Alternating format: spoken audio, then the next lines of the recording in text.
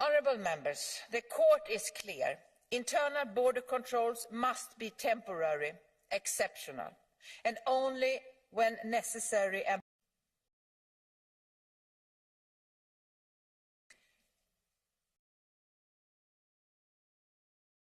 Honourable members, the court is clear. Internal border controls must be temporary, exceptional, and only when necessary and proportionate. My message to ministers at last week's Justice and Home Affairs Council was also clear. I expect member states to comply with the court judgment. There is a growing awareness in the Council and growing resolve to address the long-lasting problem, to address it sustainably. And we are doing that by putting our new system of Schengen governance in action. I asked our new Schengen coordinator to develop a roadmap to swiftly move away from internal border controls. He had a very constructive first meeting with member states last week. They now need to follow the roadmap, address internal border checks and restore this area of free movement. And they need to do so with no further delay. If not, the Commission will consider necessary next steps. And while it is good and right to enforce the rules, we must also adapt our rule book to changing times to meet evolving challenges. That's why we propose to revise the Schengen Borders Code, learning the lesson of the 2015 migration crisis, of terrorist attacks and of the pandemic, reinforcing the rules to make internal border checks truly a measure of last resort, subject to clear conditions and safeguards. Member states must assess the risks for border regions and look for alternatives first. Reinforced police cooperation is better than passport controls. Everyone must do their part. The Council has already agreed its mandate to start negotiations on the Schengen Border Code, as we just heard from the representative of the Council. Now it's Parliament's turn. Let's pass this legislation. We need to make sure that when new member states join Schengen, which I hope can be possible soon, the only proof you need, by the way, that Schengen is still very much alive. And we fully welcome the millions of proud new citizens into the Schengen. Everyone can enjoy free movement to the full, in a fully functioning Schengen area. Thank you. Liels paldies. Nākamajai vārds Eiropas Tautas partijas vārdā Lena Dupont. Thank you very much. On behalf of the EPP, Lena Dumont, 1 minute and a half. Chair, Madam Commissioner, the Council, colleagues. Der Schengen-Raum ist einer der wichtigsten Bestandteile unserer Europäischen Union. Er ist noch nicht perfekt, er steht enorm unter Druck. Ihn zu bewahren, diese Errungenschaft zu schützen, ist vielleicht die Aufgabe unserer Generation. Dazu gehört allerdings auch eine ehrliche Bestandsaufnahme. 3 Mitgliedsländer wollen Teil vom Schengen-Raum werden und sollten endlich auch aufgenommen werden. Die Anziehungskraft, Madam Commissioner, Sie haben es gerade erwähnt, ist also ungebrochen. Gleichzeitig finden in mehreren Mitgliedstaaten interne Grenzkontrollen statt, ausdauernder, als es der Schengener Grenzkodex vorsieht. Warum ist das so? Weil uns klar werden muss, dass die Zeiten, in denen wir ausschließlich von friedlichen oder freundlich gesinnten Nachbarn umgeben waren, vorbei sind. Alles, was um uns herum passiert, hat Auswirkungen auf die Außengrenzstaaten, hat Auswirkungen auf den Schengen-Raum, hat Auswirkungen auf alle Mitgliedstaaten. Das anzuerkennen braucht eine mentale Einstellung, aber es braucht vor allen Dingen praktische Lösungen. Denn warum halten einige Mitgliedstaaten interne Kontrollen für notwendig? Weil wir im Bereich Stärkung und Sicherung der Außengrenze besser werden können und müssen. Weil wir den Kampf gegen Schleuserkriminalität und Schmuggel, gegen illegale Migration, gegen grenzüberschreitende Kriminalität und organisierte Kriminalität verstärken müssen. Weil wir uns noch nicht so eng abstimmen, wie wir es sollten. Was brauchen wir also, um Schengen zu schützen? Eine bessere Zusammenarbeit der nationalen Behörden, starke Agenturen, die die Mitgliedstaaten bei der Sicherung der Außengrenzen und im Kampf gegen jegliche Form von Kriminalität unterstützen und ein Asyl- und Migrationspaket, das funktioniert, das belastbar ist und zu dem im Übrigen auch der wichtige Vorschlag gegen instrumentalisierte Migration gehört. Vielen Dank. Paldies. Nākamajam SND grupas vārdā vārds Maķēž Nemets kungam pusotrai minūtei. Dear colleagues, it's about time. Today, the Parliament is discussing, at my request, this groundbreaking ruling on Schengen. It has been 6 months since the European Court of Justice ruled that Austrian internal border controls have been illegal under EU law since November 2017. But despite this ruling, nothing has changed. Austria and 5 other Schengen states again prolonged the controls for another 6 months, breaking EU law yet again. I strongly condemn these controls. We need to act now, dear colleagues, because the Commission has said nothing so far about this ruling, because the Commission also never issued an opinion on these controls as law demands. While the Commission itself said in court that these controls were not in line with the European law, I want to know, what will the Commission do now? It's time to step up and protect the rule of law and Schengen. Start infringement procedure, issue opinions on the controls. Can we really accept this complete disregard for rule of law just because of France and Germany are breaking it? Are we going to let Schengen slip away in front of our eyes? Ladies and gentlemen, the law needs to be respected. The court decision needs to be respected. Dear colleagues, we have to cherish and protect our Schengen, because if we lose Schengen, we lose the European Union. Thank you. Liels paldies. Renew Europe grupas vārdā Jan Kristof Oķienam. Thank you very much. Vienai minūtei. Jan Kristof Oetting, Renew, 1 minute. Thank you, President, Commission, Council, verehrte Kolleginnen und Kollegen. Der Beschluss des Europäischen Gerichtshofs ist eine Ohrfeige. Eine Ohrfeige für die Mitgliedstaaten, die Grenzkontrollen eingeführt haben. Aber es ist genauso eine Ohrfeige für die Kommission. Denn es ist eigentlich Aufgabe der Kommission, zu überprüfen, ob die Grenzkontrollen wirklich als letztes Mittel genutzt werden, ob die Grenzkontrollen wirklich keine andere Alternative dazu gegeben hat. Und das tut die Kommission nicht. Und die Mitgliedstaaten tun es auch nicht, weil es bequem ist, verehrte Kolleginnen und Kollegen, einmal Grenzkontrollen eingeführt zu haben und dann schwierig politisch da wieder von runterzukommen. Das ist doch die Wahrheit, verehrte Kolleginnen und Kollegen. Und deswegen erwarte ich nach diesem Urteil, dass jetzt genau das passiert, was die Frau Kommissarin gesagt hat, nämlich, dass die Mitgliedstaaten kritisch überprüfen, ist das wirklich notwendig. Und das gilt für mein eigenes Land, nämlich Deutschland, genauso wie für Frankreich, für Schweden, für Österreich und für alle anderen Mitgliedstaaten, die diese Grenzkontrollen eingeführt haben. Denn ansonsten ist das Schengen-Versprechen ein hohles Versprechen. Und wir wollen, dass Schengen lebt. Deswegen wollen wir, dass Bulgarien, Rumänien und Kroatien Teil dieses Schengen-Raumes werden. Aber dafür muss der Schengen-Raum funktionieren und dazu gehört, dass es keine Grenzkontrollen gibt. Vielen Dank. Paldies. Nākamajam zaļo grupas vārdā Erika Markvārta kungam 1,5 minūtei. Greens. Ja, vielen Dank. Please. 1.5 minutes. Ich glaube, dass wir uns noch mal darüber im Klaren sein müssen, dass, wenn wir über die Kontrollen an den Außengrenzen reden, am Ende eigentlich ein Satz gilt.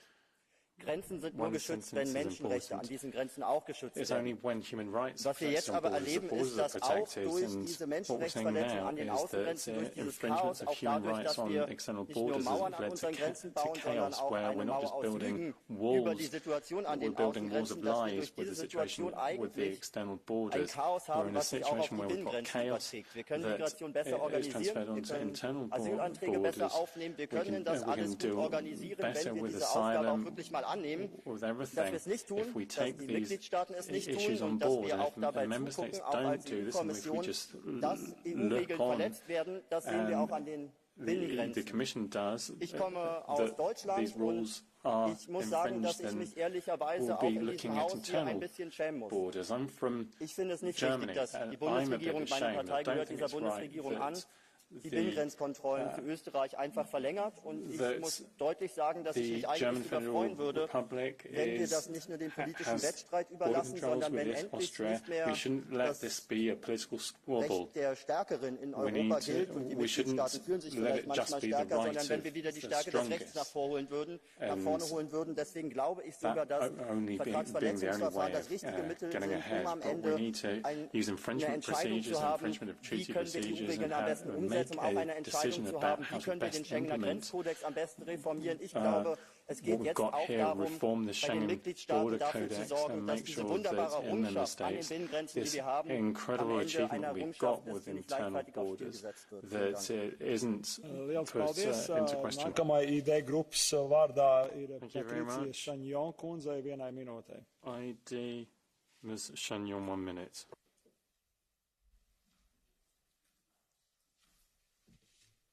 Monsieur le Président, Madame la Commissaire, chers collègues, vous êtes toujours très rapide à vanter les avantages de la libre circulation de l'espace Schengen. Bien plus discret quand il s'agit d'admettre le lien avec les infractions, voire avec les drames liés à l'absence de contrôle aux frontières. Toutes sortes de réseaux criminels, terroristes et mafieux, ainsi que des trafiquants de toutes sortes, profitent de la libre circulation entre pays et donc entre juridictions. Et peut-être la conséquence la plus dramatique, c'est l'arrivée, l'installation et la circulation de migrants clandestins de plus en plus nombreux sur le continent européen. En réalité, l'espace Schengen, qui devrait être un espace de libre circulation protégé, est un espace de libre circulation ouvert à tout genre.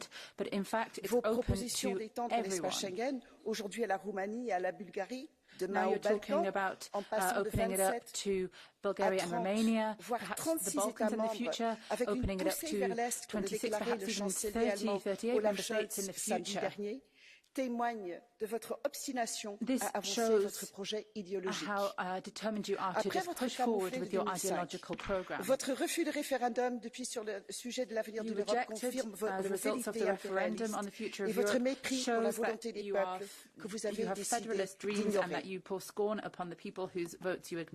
Liels paldies. Nākamajam EKR grupas vārdā Roba Roken kungam 1 minūtei. ECR.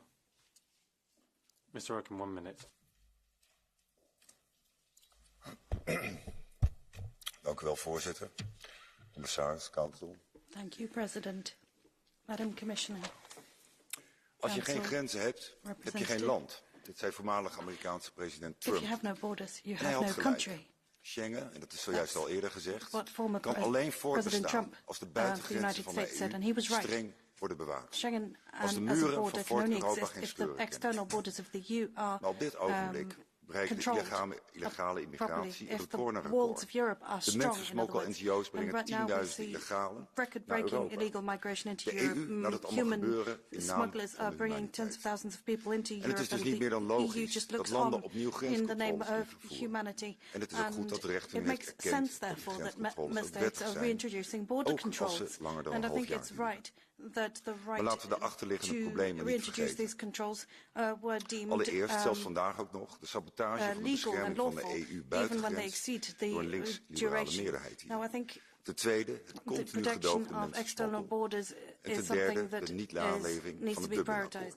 Het wordt tijd dat we de industriële mensensmokkel beëindigen, Dublin eindelijk eens gaan naleven en onze grenzen veel steviger gaan beschermen. Laat Fort Europa maar werkelijkheid worden. Dank u wel. Paldies. Nākamajai vārds Klara Ponsati Obials kundzei 1 minūtei. Thank you. Ms. Ponsati Obials. Thank you, President. The continued border controls and closures in some member states must end now. The Court of Justice has now indisputably established that what we knew all along, that continuous border controls and closures are illegal. The latest extension of border controls by France until April 23rd, arguing new terrorist threats, makes a mockery of the Union's law and the Court. Worse, by keeping controls and blocking crossing points in Catalonia, France is endangering the livelihood and personal ties of thousands of Catalans north and south of the border. 1 month ago, I stood here asking that the border at Banyuls be open, but the rocks blocking the road are still there. France shows no intention of changing course. Now I ask you, Commissioner, do act. I ask you to uphold a cornerstone principle of this union and protect the freedoms of European citizens. Make France open the borders now. Thank you very much. Paldies. Nākamajam vārds Vladimir Bilčīk kungam pusotrai minūtei. Mr. Bilčīk, 1 minute 30. Thank you, Mr. President, Madam Commissioner, colleagues. When you ask the citizens of Slovakia what they see as the biggest benefit of the European project, Schengen has for years topped the list of their answers. Schengen is Europe. If we weaken, undermine or dismantle Schengen, we weaken, undermine and ultimately destroy Europe. Free movement of people inside the European area is the cornerstone of our values. We must cherish it and stand up for it, especially when Schengen faces existential threats. Unfortunately, temporary border controls between member states of the Schengen area have become a new norm. They complicate travel, work and freedom for many Central Europeans. Any member state should use internal border checks only in exceptional circumstances and as foreseen by the treaties. Dear colleagues, as the recent ruling by the European Court of Justice tells us, we as European lawmakers must insist on the principle of rule of law and its due application. Member states must work on the basis of common rules. There is only one Schengen, and there are no bilateral, only joint European solutions to safeguard it. We must invest together in a more effective protection of Schengen external border, give more power and resources to Frontex, and insist that our accession partners in the Western Balkans are serious and work with us by harmonizing their respective visa policies with the EU. Schengen is European freedom that we must protect and spread. Thank you. Paldies. Nākamajai vārds Silvija Guillaume kundzei 1 minūtei. Ms. Guillaume, 1 minute. Monsieur le Président, Madame la Commissaire, depuis 2015, plusieurs États membres, dont la France fait partie, ont réintroduit des contrôles aux frontières intérieures en lien avec le terrorisme et la guerre en Syrie. Mais ces contrôles censés être temporaires durent depuis 7 ans. Cette durée est inadéquate et le maintien des contrôles remet en cause le fonctionnement fluide de l'espace Schengen, qui est l'un des acquis principaux de l'Union. Par ailleurs, le maintien indéfini contrevient aux droits de l'Union. C'est ce qu'a rappelé la Cour de justice à l'égard de l'Autriche dans son jugement d'avril dernier. Il y a donc un message très clair à passer aux autorités nationales pour qu'elles se conforment au droit et cessent ces contrôles dont l'efficacité n'a d'ailleurs jamais été réellement évaluée. Ensuite, il serait utile de savoir pourquoi la Commission, en 7 ans, n'a pris aucune mesure en infraction. Comme rapporteur sur la révision du code frontière Schengen, j'essaierai de contribuer à encadrer strictement les réintroductions de contrôles aux frontières intérieures afin de revenir à l'esprit d'origine de l'espace Schengen, à savoir celui d'un espace de libre circulation. Paldies. Nākamajai vārds Abir Al-Sahlani kundzei 1 minūtei. Ms. Al-Salini, please. Tack talman, fru kommissionär, representanter från rådet, kollegor. Schengen är utan tvekan en av de största vinsterna vi har med EU. Och när man frågar våra medborgare vad är liksom vikten med EU, så är den fria rörligheten en av de första sakerna våra medborgare nämner. Det är vad ett fördjupat samarbete betyder, vad det leder till. Det är det här förtroendet för varandra vi har när vi följer också det vi har bestämt att vi ska göra. Well, it just goes to show what enhanced cooperation can achieve. Men tyvärr är den här friheten ständigt belong to something as a citizen, but freedom of movement is under threat. In fact, it's being attacked. Införa och förlänga gränskontroller i en blek ansats till att visa styrka och focusing on short-termist policies seeking to extend internal border checks. Användas på så många andra sätt. Ring mig om ni vill ha tips på hur ni kan använda dem. Istället för att hindra vanliga svenskar från att åka till Danmark för att jobba och tjäna sitt levebröd. Det man ofta glömmer är att säga är att de här gränskontrollerna är så skadliga ekonomiskt för våra gränsregioner. Jag vill uppmana därför EU-domstolen att slå ned mot dessa godtyckliga och olagliga gränskontroller nu. It must be said, so I think these illegal practices must be stopped. Bernhard Zimniok kungam pusotrai minūtei. Mr. Zimniok, 1.5 minutes. Herr Präsident, In Österreich wurden dieses Jahr 75.000 illegale Migranten aufgegriffen. Das sind so viel wie im Jahre 2017 bis 2021. In Deutschland wurden bis Ende September bereits über 150.000 Asylanträge gestellt. Dabei sind die Aufnahmekapazitäten durch die 7,5 Millionen Ukrainer in Europa allein in Deutschland ca. 1 Million schon völlig überlastet. Im Landkreis Fürstenfeldbruck in Bayern werden deshalb zur Unterbringung von Flüchtlingen Beschlagnahmungen von Privatimmobilien bereits geprüft. Offensichtliche kann man die Interessen unserer eigenen Bevölkerung, die zudem noch zunehmend verarmt, verelendet und gar nicht mehr verraten. Das Problem sind nicht die von EuGH als illegal eingestuften Grenzkontrollen im Schengen-Raum, sondern dass wir eine Grenzschutzagentur namens Frontex haben, die alles tut, außer die Außengrenzen wirkungsvoll zu schützen. Grenzschutz heißt, illegale Migranten an der Grenze abweisen. Und illegal sind sie, weil sie aus sicheren Ländern einreisen. Ich mache den Migranten keinen Vorwurf. Wir sind es, die Fehlanreize hier schaffen, wie Rundumversorgung und so weiter. Das ist seit 2015 offensichtlich. Aber statt hier grundlegende Änderungen in der Migrationspolitik im Sinne unserer Bürger vorzunehmen, wird weiterhin die unkontrollierte Masseneinwanderung forciert. Eines muss jedem klar sein. Die Migrationsfrage ist die Schicksalsfrage Europas. Wir können ein zerstörtes Land wieder aufbauen. Eine durch grüne Realitätsverweigerung erzeugte Energiekrise meistern. Auch die Fehler der EZB ausbügeln. Ein Bevölkerungsaustausch, wie er hier seit Jahren rigoros durchgezogen wird, ist aber irreversibel. Daher mein Appell an euch alle, stoppen wir diesen Wahnsinn. Jetzt. Danke. Paldies. Nākamajam vārds Erno Šāler-Baroš kungam vienai minūtē.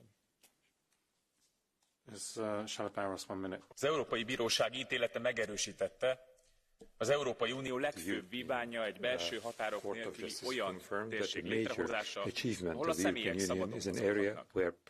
A belső határokon történő határellenőrzés visszaállításának kivételes és arányos intézkedésnek kell maradnia, amelyre csak végső lehetőségként kerülhet sor. Ha azt akarjuk, hogy polgáraink számára fontos maradjon az Unió, akkor elengedhetetlen a schengeni rendszer megőrzése.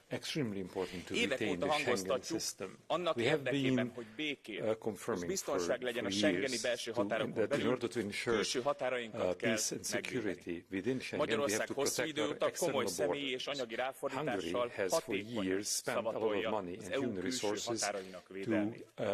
Ezt mi az egész Európai Unióért vállalt szolidaritásunk jegyében végezzük, azonban támogatást nem, csak bírálatot kapunk érte. Az idei esztendő határvédelem tekintetében is rendkívüli.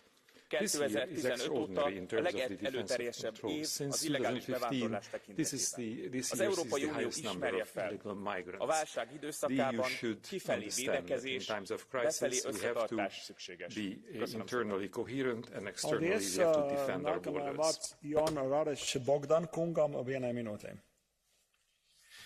Excelențele voastre, distinsă doamnă comisar Ylva Johansson, pe mine m-au trimis aici românii, iar ei știu cel mai bine cum e să stai la ușa Schengen, în ciuda regulilor care ți-ar permite să călătorești fără restricții.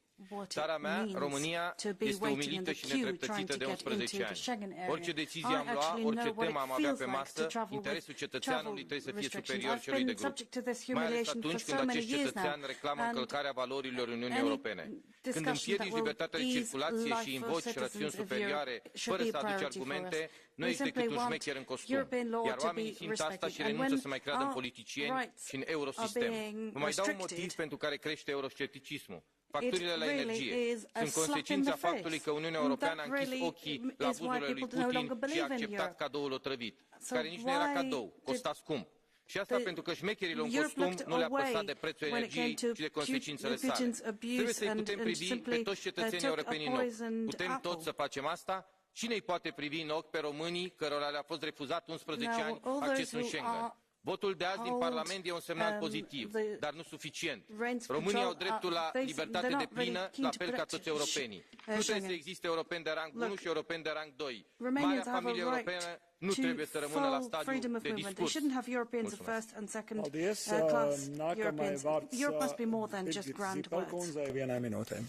Thank you. Birgit Zippel, 1 minute, please. Vielen Dank. Grenzfreies Reisen im Schengen-Raum. Eine unserer größten Errungenschaften ist gefährdet. Denn ganz unabhängig von dem Corona-Flickenteppich im Frühjahr 2020, es gibt Probleme. Da sind die jahrelangen Binnengrenzkontrollen, die manche Mitgliedstaaten eingeführt haben und which some member states have introduced, and they seem to be extending Die forever. Sozialdemokraten haben diese beliebig verlängerten Grenzkontrollen seit Jahren als das bezeichnet, was sie nun auch aus Sicht des Europäischen Gerichtshofes we've described them as what the ECJ now says they are, namely illegal. Internal border controllers need to have a time limit. The ECJ und wenn nötig, has clear procedures in terms of what needs to be followed, and there are consequences that need to be drawn now. Member States and the Commission need to do more to protect this great achievement of ours, because what we want is for people in the European Union to be able to move freely and to meet each other. Thank you. Paldies. Nākamajam vārds Walter Flego kungam vienai minūtei. Mr. Flego, 1 minute. Hvala predsjedniče. Poštovani. Schengen je jedan od najvećih uspjeha Europske unije, a jačanje unije ne radi se rušenjem postojećih elemenata, nego dodavanjem i nadogradnjom istih. I jasno je da u mozaiku zvanom Schengen nedostaju Hrvatska, Rumunjska i Bugarska. A znate li koliko nas koštaju troškovi takozvanog non-Schengena? Svakih dodatnih sat vremena čekanja na granici između Hrvatske i Slovenije naše vozače autobusa košta oko 100 eura po satu, a autoprijevoznika dodatnih or 50 euros for car owners. If we were to once again introduce border controls across the EU, we would lose between 2.5 and 3.1 billion euros. By abolishing Schengen, each Slovak citizen would lose up to 350 euros each year. And waiting at the border is also a reason for some tourists not to visit certain places. So please, let's stop closing borders, and I'm looking forward to January 1st, 2023, when we're going to expand Schengen, and it's going to include Croatia. So I'm going to then be able to come from Croatia to the European Parliament without being asked anything at the border.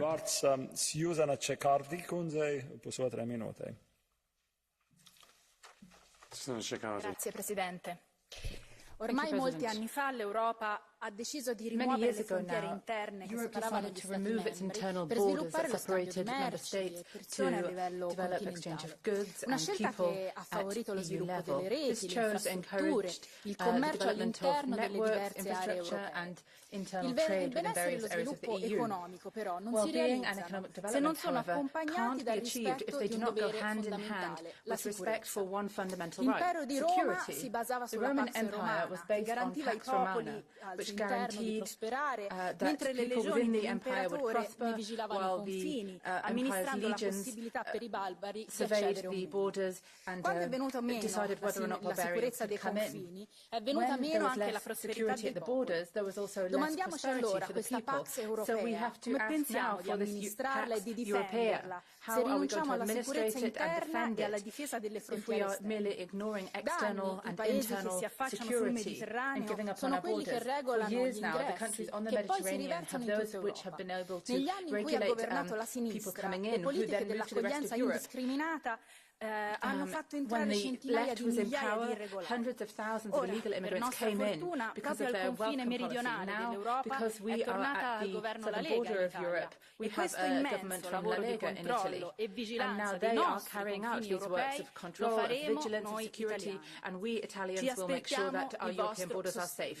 We hope you will support us. Paldies. Nākamajam vārds Juan Fernando Lopes Aguilar kungam vienai minūtei. Mr. Lopes Aguilar, 1 minute. Gracias, señor presidente. Querida comisaria Johansson, nunca como en esta legislatura habíamos discutido tanto sobre Schengen en problemas, under pressure, in very bad shape.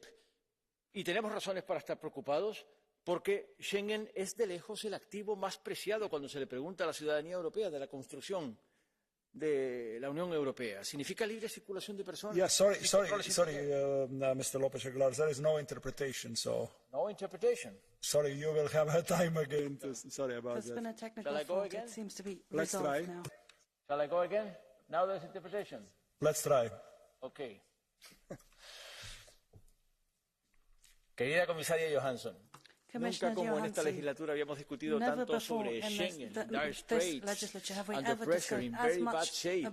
Tenemos razones para estar preocupados porque Schengen se identifica como el activo más precioso de la construcción europea, libre circulación sin fronteras interiores. ¿Y qué ha sucedido? Que una sucesión de episodios de crisis, y particularmente la pandemia, ha puesto de manifiesto que los Estados están simplemente violando Schengen, que hace tiempo que dejó de ser un acuerdo, como a menudo se le evoca. No, es derecho europeo legislado. Hay un código European law.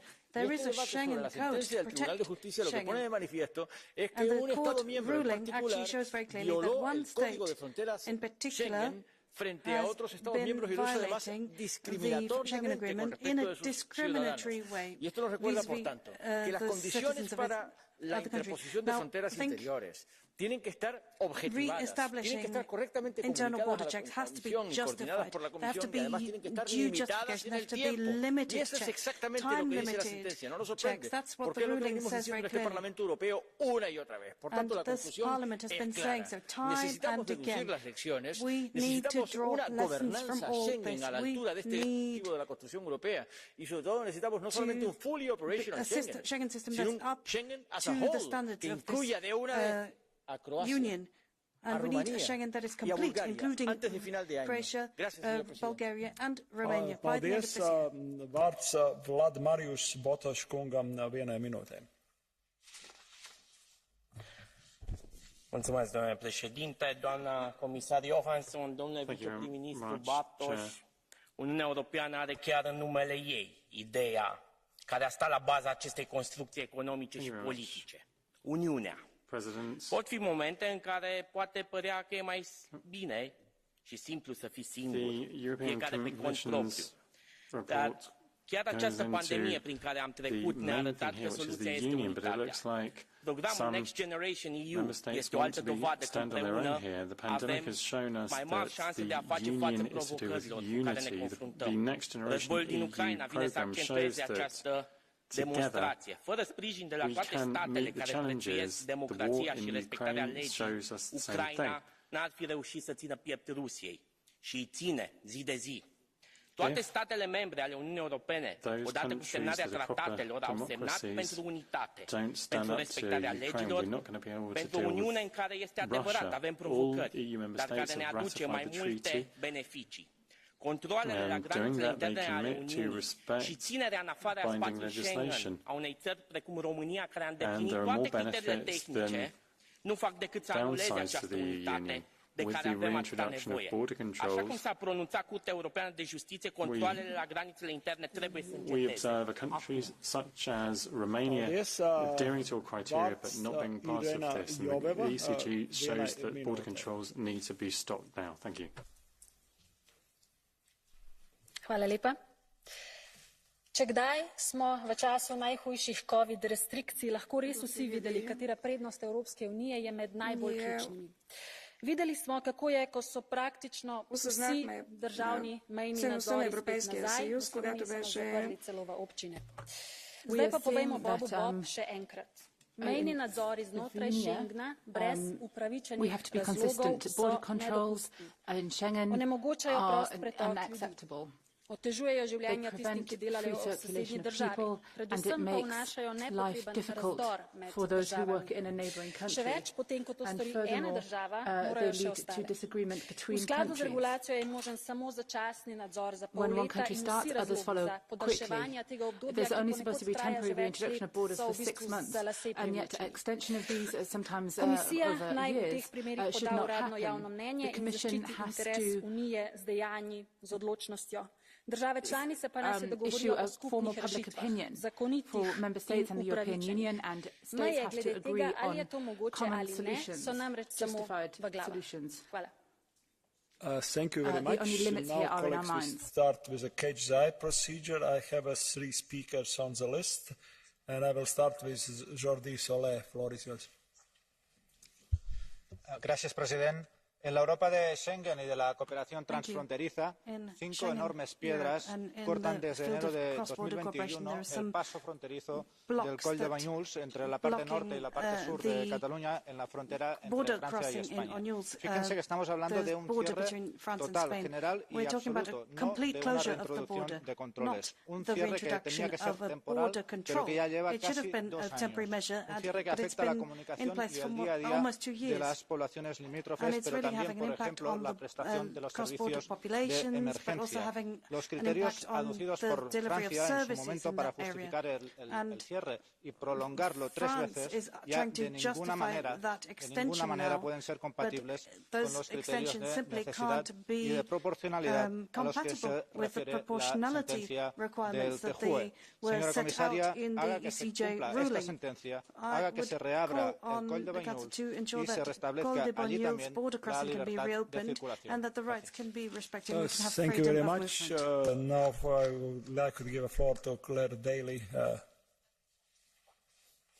Thank you, President. I suppose the first thing to say is it's very nice to be vindicated. For years we've been raising the illegality of internal Schengen border controls, and it's really good to see the ECJ rule unequivocally that they are illegal, and congratulations to Stefan Salomon, who took the case in the first place. But the issue actually is what has happened since the ruling was made in April. And the answer, of course, is absolutely nothing.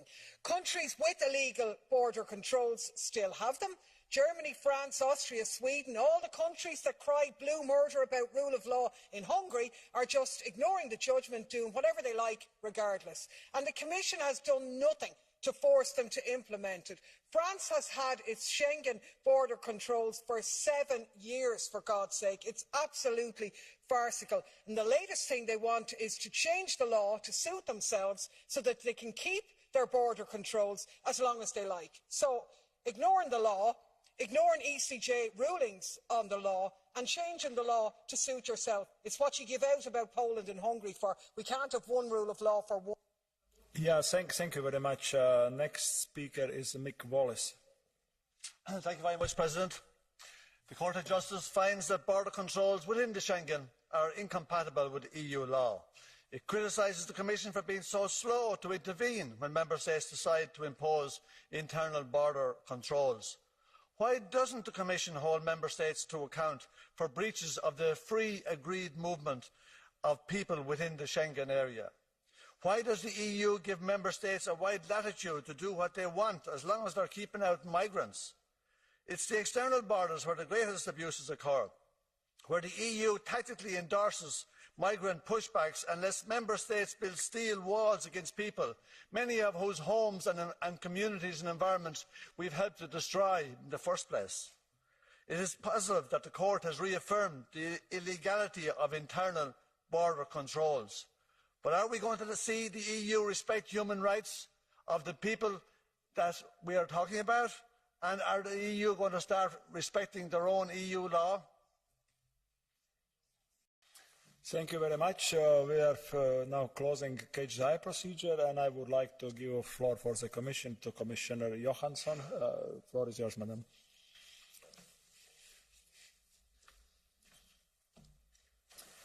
Thank you very much. Thank you for your intervention, and thank you for your strong, vocal commitment to the fully functioning Schengen area and the free movement. We have a common goal, a stronger and resilient Schengen area without internal border controls. Many of you have raised the importance of now welcoming Croatia, Romania and Bulgaria into Schengen, and I fully agree. Mr. President, any legislation is only as good as its effective implementation, and you have raised this, many of you. It's not in line with the Schengen acquis to maintain internal border controls for years if there are no new threats. The Court of Justice made it clear internal borders controls are a temporary exceptional measure and to be interpreted strictly. As I mentioned, I have entrusted our new Schengen coordinator to work with the concerned Member States how they now must align with the court judgment. Depending on this outcome, the Commission may come up with an opinion on necessity and proportionality, and to do that swiftly. And I hear the clear voice from you in the European Parliament. Can I also say that there is a clear link with the strengthening of police cooperation and the renewal of the Schengen Border Code to make sure that Member States have access to better tools to protect citizens. Internal border controls is not the best use of resources. We need to reinforce the security of the Schengen area. We need to reinforce the scrutiny of the Schengen area to ensure the proper functioning. This is also part of making Schengen resilient and strong. Thank you very much for the debate. Thank you very much, Commissioner. Now floor is open for Deputy Prime Minister Mr. Bartos. Floor is yours. Mr. President, honourable members, Madam Commissioner, the Council remains committed to upholding the integrity of the Schengen area. As Commissioner Johansson said at the Home Affairs Council last week, we held an exchange of views on the overall state of Schengen area, and indeed the Member States committed to implementing a series of recommendations which would reduce the need to reintroduce internal border controls. There is also a strong consensus around the fact that internal borders control are exceptional measures and must obey to the principles of proportionality and necessity. Respecting these principles is key to the protection of Schengen and is fully in line with the recent ruling of the EU Court of Justice. Let me also underline one more the importance of the proposed amendment to the Schengen Borders Code, which contains several elements that will equip us to deal more efficiently with the current challenges at our borders. We look forward, therefore, to engaging with this Parliament to negotiate the revised Schengen Borders Code and to continuing our open, constructive discussion on this important topic. Thank you very much once again for your attention. Thank you very much.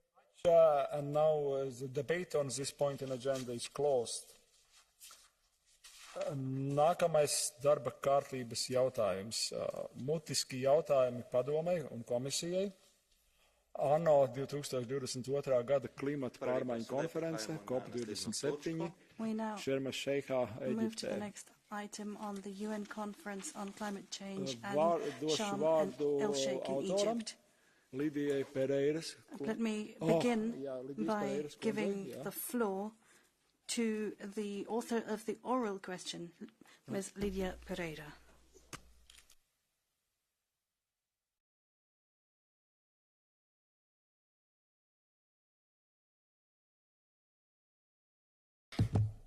Muito obrigada, Sr. Presidente. Caros colegas, bem sabemos que o desafio das alterações climáticas é enorme e tem de ser enfrentado. Por essa razão, este Parlamento tem sido a instituição europeia mais ambiciosa na exigência da transição climática. De resto, como se sabe, os europeus são hoje quem mais faz na luta contra as alterações climáticas. Também por isso, ações de ativistas que mais não fazem que estragar obras de arte e património não passam de espetáculos mediáticos que devemos condenar, sem qualquer consequência prática e sem qualquer ganho para o planeta ou para a causa ambiental. Não é estragando o património cultural que preservamos o património ambiental. Sabemos as nossas prioridades para esta COP27. A injustificada invasão russa à Ucrânia faz da transição energética europeia uma urgência ainda maior. Putin, além da morte e destruição que espalha, está a prejudicar a economia europeia e mundial e a ser dos principais responsáveis pelo prolongamento do funcionamento de centrais a carvão e pelas suas consequências no meio ambiente. Mas a nossa autonomia pode ser garantida e os preços da energia podem baixar com investimentos em energias renováveis. O plano REPowerEU aumenta ainda mais a ambição climática da UE, para além das reduções em curso decorrentes da Lei Europeia do Clima, podendo ir além da redução de 55% das emissões previstas até 2030. Assim perguntamos ao Conselho e aos governos nacionais o que falta, além da coragem política, para subscreverem as posições do Parlamento a este respeito. Da mesma forma, perguntamos à Comissão o que pensam para que todas as partes cumpram a meta geral do Acordo de Paris. Como pensam aumentar o papel da iniciativa privada na transição? E se não consideram que internamente temos deixado para trás o apoio à adaptação e aumento da resiliência dos territórios? Caros colegas, apesar do conflito com a Rússia, o retorno aos combustíveis fósseis tem de ser evitado a todo o custo. E os líderes políticos europeus que estão hoje a bloquear as interligações energéticas, em particular com a Península Ibérica, devem ser denunciados. Precisamos de solidariedade e de responsabilidade. E temos de dizer a líderes europeus que bloqueiam as interconexões energéticas com Portugal e Espanha para poderem vender energia mais cara ao resto da Europa. E assim bloqueiam soluções que ajudariam as pessoas a ter acesso a energia mais barata e renovável. Emmanuel Macron e o seu governo são hoje o rosto do egoísmo europeu. Temos de atingir os objetivos no que toca aos investimentos públicos e privados para travar e para nos adaptarmos às alterações climáticas, com consequências tão graves como as que temos assistido por toda a Europa. Os países mais pobres têm de ser apoiados na sua transição para energias limpas e temos de aumentar rapidamente e com estratégia o investimento em inovação e tecnologias limpas. Enquanto no PPE queremos a descarbonização, a esquerda radical quer a desindustrialização e a destruição da economia. As cidades, enquanto territórios onde se concentram grande parte da população e das emissões de gases de efeito de estufa, tem de assumir um papel de maior relevância na mitigação e adaptação às alterações climáticas. Aliás, nem tudo deve ficar nas mãos dos governos nacionais, em particular quando muitos deles não demonstram capacidade para fazerem o que tem de ser feito, como, por exemplo, o que acontece com o governo português, como face à desertificação que afeta o sul da Europa ou os fogos florestais que todos os anos dizimam várias vidas. Mas vamos para esta COP com os olhos postos no que o mundo pode fazer melhor. O Egito, sendo um país com um grande passado, pode ser também um país onde se dá um passo gigante em direção a um futuro melhor.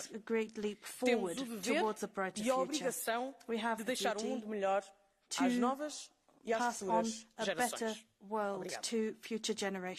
Thank you very much. Now I would like to give the floor for the Council to Deputy Prime Minister Mr. Bartosz.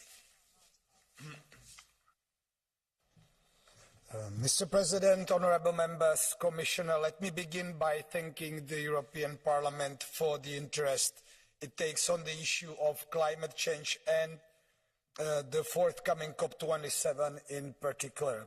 In light of the climate crisis, of the increasing intensity and frequency of extreme weather events linked to the human-caused climate change, and of the complex political and economic framework arising from the war of aggression by Russian Federation against Ukraine, the EU must keep a leading role in the fight against climate change. It is in that spirit that the EU is effectively preparing for COP27, which will dedicate a substantial part of its agenda to adaptation, loss and damage, and climate finance, as they are key for the hosting African continent. In that regard, the EU looks forward to working alongside other parties to implementing the results of COP26 in view of keeping a balance between mitigation, adaptation, and climate finance. We will continue to support and constructively engage in the two-year Glasgow Sharm el-Sheikh work programme on the global goal on adaptation.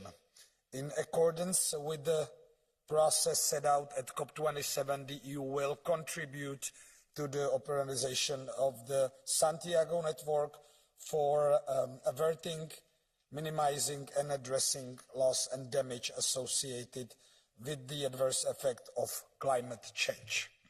I understand that they are interested in the action that the Council has been taking to ensure that significant progress is made during COP27. As regards nationally determined contributions, the Council reiterates ahead of the climate conference in Sharm el-Sheikh that international engagement through strong rule-based multilateralism is crucial for achieving successful results in addressing climate change. In line with the EU position expressed at the previous COPs, the Council currently prepares an ambition proposition in view of COP27, which should be agreed by the ministers at the Environment Council on October 24th. All United Nations climate change parties have been urged to revisit and strengthen by the end of 2022 their nationally determined contributions as necessary to align them with the Paris Agreement goals. Similarly, in Glasgow, parties were asked to present or update their long-term low greenhouse gas emissions development strategies towards reaching net zero emission by 2050.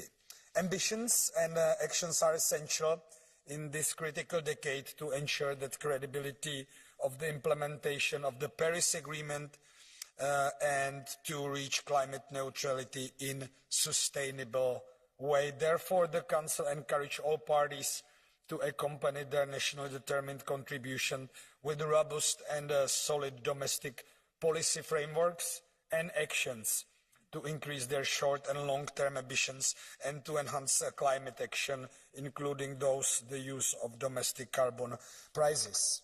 As you know, the negotiation between our institutions on the legislative proposal of the Fit for 55 package are ongoing, and it's difficult to prejudge the outcome in that stage.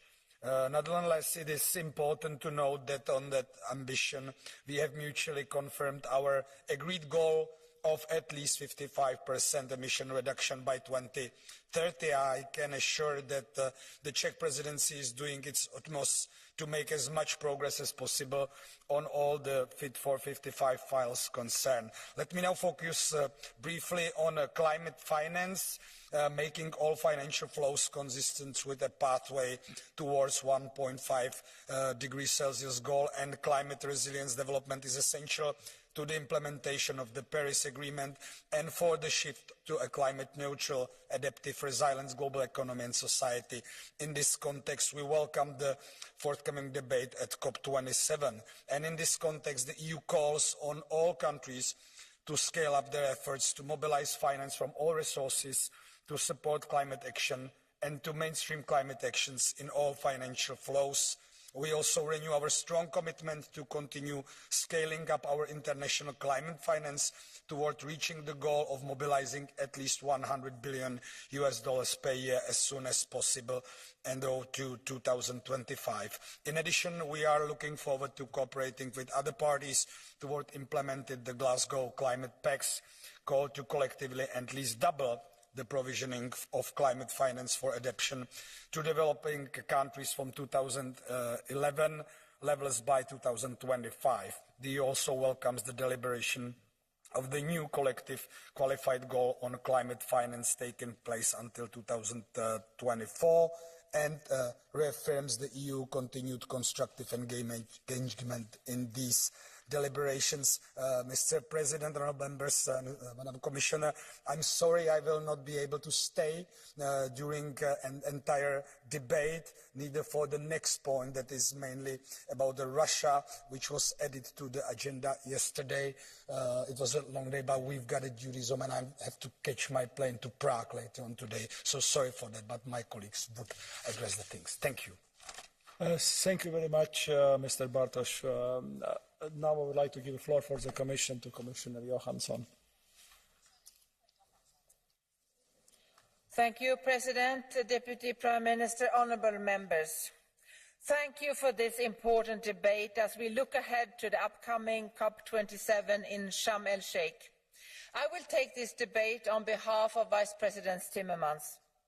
The COP27 conclusions of the EU Council of Ministers planned for the 24th of October will reconfirm the EU's commitments towards the Glasgow Climate Pact and to keeping the 1.5-degree goal within reach.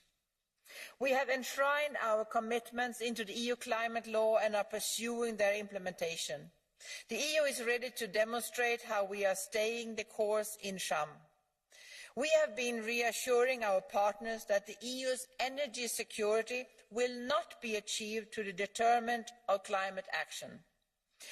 With our Fit for 55 and Repower EU, we are fully committed towards delivery and implementation of our NDC and to climate neutrality by 2050. This is a continuous sign of the EU's leadership in addressing the climate crisis. COP27, as every COP, is also a moment for accountability on climate mitigation. The world needs more and fast transition, not less.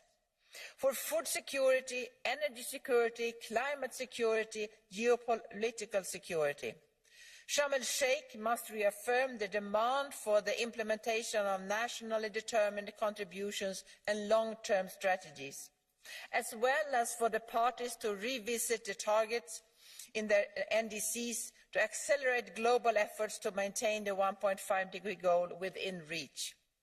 The COP must also adapt to mitigation work programme, to cut emissions in this critical decade, to implement what we agreed in Glasgow on phasing out fossil fuel subsidies, phasing down coal, reducing methane emission and aligning our NDCs with the 1.5-degree goal. The EU and its 27 member states are the largest contributor to the international public climate finance, contributing over €23.5 billion in 2020.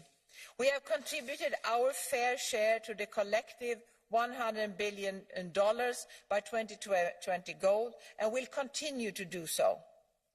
But we also recognise that further work is needed from now until 2025 to fulfil the commitments made by developed countries. It is therefore important that other developed countries continue to increase their contributions and deliver on their commitments. But public finance alone cannot deliver the trillions of dollars of investment required annually for climate finance. While it plays an important role in support for adaptation and support for the most vulnerable countries and communities, the scale of investments needed requires action by all countries to mobilise private investment and shift finance flows towards the low-emission, climate-resilient development. That means especially stronger engagement of the private sector. To do so, we need to align all financial flows with the Paris Agreement long-term goals. The smartest and the most efficient thing we can do is to put a price to carbon and stop subsidising it. Avoiding and reducing emissions while increasing our resilience to climate change needs to be mainstreamed into every investment decision, domestically and globally, as well as into national budgets and the development finance system. In recent years, the EU and its member states have launched policy initiatives to make finance flows consistent with low GHG emissions and climate-resilient development. Cooperation is the key lever, and it can ensure peer learning. Developing countries should be supported in implementing initiatives specifically aimed at making finance consistent with climate objectives. On climate adaptation, we see three building blocks for an outcome in Sharm el-Sheikh. Encouraging the development of more national adaptation plans in developing countries. These plans are the foundational tools to inform action at national level and are catalysts for increasing ambition and attracting finance. Second, informing the global stocktake in 2023 in reviewing overall progress made on adaptation through general recommendations on insights acquired this far. And third, identifying key issues and interlinkages with other environmental agreements, such as the Biodiversity Convention and the Sendai Framework for Disaster Risk Reduction. Honourable members, with our domestic experience in implementing the EU Green Deal and external policy instruments and dialogues, we are in a position to help our partners to advance their transition to a low-carbon, climate-resilient economy. We cement that position and offer our joint strong support to the Egyptian COP27 presidency for a successful outcome in Sharm. Thank you. Thank you very much, Commissioner. Tagad vārds Eiropas Tautas partijas vārdā Pēter Līzes kungam 1,5 minūtē. On behalf of the EPP, Peter Liese. Liebe Kolleginnen und Kollegen, wir sind vielfältigen Herausforderungen im Moment ausgesetzt, aber der Klimawandel ist nach wie vor langfristig das größte Problem und wir müssen bei allen anderen Schwierigkeiten den Klimawandel im Blick haben und ihn bekämpfen. Das geht natürlich nur international. Deswegen ist diese COP so wichtig und zwei Dinge stehen im Vordergrund. Erstens die Hilfe für Afrika und andere least developed countries. Hier bitte ich den Rat und die Kommission, sich die Mandate des Parlaments bei ETS und CBAM sehr genau anzusehen. Wir haben nämlich sehr konkrete Forderungen, wie wir hier helfen können. Und das sollte vielleicht vor der COP auch aufgenommen werden in den jeweiligen Trilogen. Dann Ambition. Vielen Dank an die tschechische Präsidentschaft, dass sie 3 Berichte priorisieren und dass wir da vielleicht die Einigung haben, schon vor Sharm el-Sheikh. Ich denke, dann sollten wir stolz sein. Wir sollten nicht unser Licht unter den Scheffel stellen und wie einige Anträge es scheinen lassen, dass wir als Europäer das Problem sind, wenn das internationale 1,5 Grad Ziel nicht erreicht wird. Wenn wir unsere Pläne erfüllen und mit dem, was das Europaparlament verlangt, werden wir sie übererfüllen. Dann werden wir in 2030, selbst dann, wenn die Amerikaner ihre Pläne erreichen, was nicht so sicher ist, dann werden wir 2,5 Mal weniger pro Kopf Emissionen haben als die Amerikaner. Deswegen ist es, glaube ich, richtig, stolz zu sein und den Rat daran zu erinnern, was das Parlament an zusätzliche Ambitionen bringt und nicht sein Licht unter den Scheffel zu stellen. Also gehen wir mit Optimismus und Überzeugungskraft nach Sharm el-Sheikh. Vielen Dank. Paldies. Nākamajam vārds SND grupas vārdām Čavī Lopes kungam 2 minūtēm. Javi López. Muchísimas gracias, presidente. Comisaria, la comunidad internacional se reúne de nuevo para abordar el cambio climático. Lo hacemos en la COP27 en Egipto. Y lo hacemos cuando continúa habiendo una gran grieta, una gran brecha, una gran distancia entre nuestras aspiraciones retóricas y las acciones, los hechos que acometemos. Y de hecho, además, ocurre esto cuando estamos a punto de llegar al punto de no retorno. Mientras tanto, los fenómenos meteorológicos extremos se multiplican, las sequías, las inundaciones o las olas de calor. El Parlamento Europeo, en una resolución acordada, envía 3 mensajes para el trabajo importante que se tiene que hacer en Sharm el-Sheikh. 1, aumentar la ambición en términos de mitigación, descarbonizar nuestras economías. Nosotros vamos a esa conversación con el Pacto Verde encima de la mesa y además habiendo vivido en nuestras propias carnes qué significa la dependencia de las energías fósiles. Hoy descarbonizar no solo es acción climática, también es minimizar el poder y la fortaleza de algunas de las autocracias que ponen en juego un mundo basado en normas. 2, necesitamos grandes inversiones en adaptación, porque el cambio climático es una absoluta realidad y porque sabemos que esas inversiones son eficientes económicamente, disminuye la posibilidad de catástrofes en el futuro y son socialmente justas, porque luego las catástrofes acaban afectando siempre a los más vulnerables de los países en vías de desarrollo. Y 3, continuar con una conversación que se empezó en Glasgow, que es la de pérdidas y daños, operativizando un mecanismo financiero real para los países en vías de desarrollo. Sin duda, la financiación climática es una gran asignatura pendiente porque hemos incumplido sistemáticamente todos los compromisos a los que se han llegado. Por todo ello reclamamos que Europa, con el Pacto Verde Europeo a la cabeza, pueda liderar una conversación global que enfrente la que es la mayor amenaza que vive la humanidad desde la justicia, la ciencia, la responsabilidad y la solidaridad, porque va en nuestra forma de vida en todo ello. Thanks very much for the Renew Group. Mr. Torvalds, for 1 minute, please.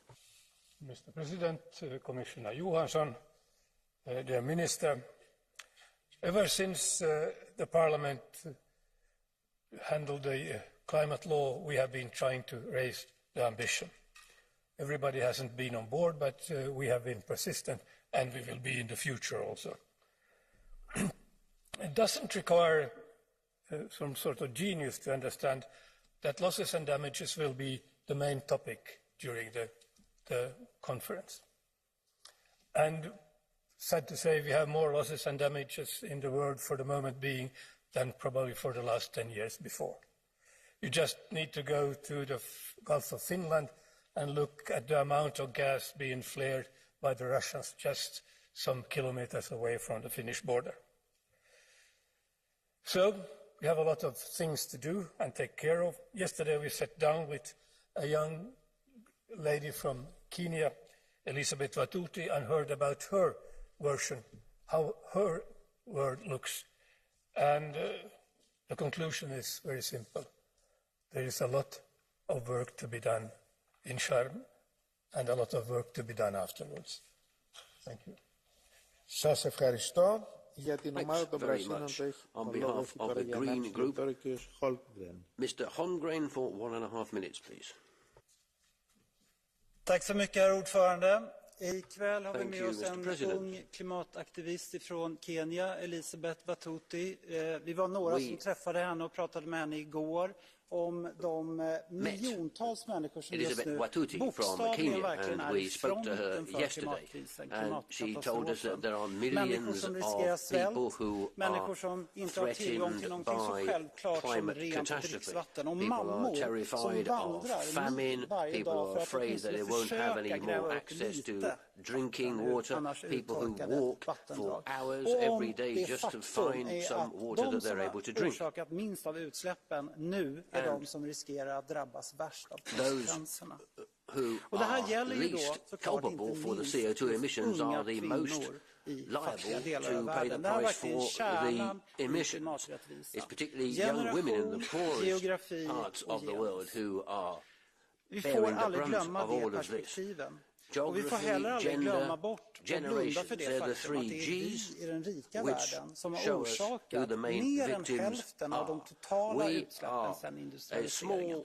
Vi fokuserar ofta på utsläppen här och nu, men det som orsakar klimatförändringarna är de totala utsläppen. Och där måste vi i den rika världen kliva fram och ta fullt ansvar. Det räcker tyvärr inte längre att bara prata om klimatanpassning. Vi måste nu, inte minst under COP27, fokusera på loss and damage, skador och förluster. Och där måste vi i den rika världen kliva fram och ta fullt ansvar för det som vi har orsakat. Tack så mycket. And we need, as I say, to take responsibility of what we've done. Thank you, President. Thank you, says the President for the ID Group. Ms. Beigneux for 1.5 minutes, please. Merci, Monsieur le Président, Madame le Commissaire. Les semaines se suivent et se ressemblent dans cet hémicycle. Nous sommes devant un énième texte qui accable encore une fois notre continent. Pour vous, l'Europe n'est pas assez verte et pour vous, nos concitoyens ne font pas assez d'efforts. Mais des efforts de nations en ont fait, la preuve en est, l'Europe est le continent le plus vertueux sur le plan environnemental, bien loin devant la Chine ou encore les États-Unis. Les citoyens subissent une crise énergétique sans précédent, alors même qu'ils se remettaient difficilement de la pandémie.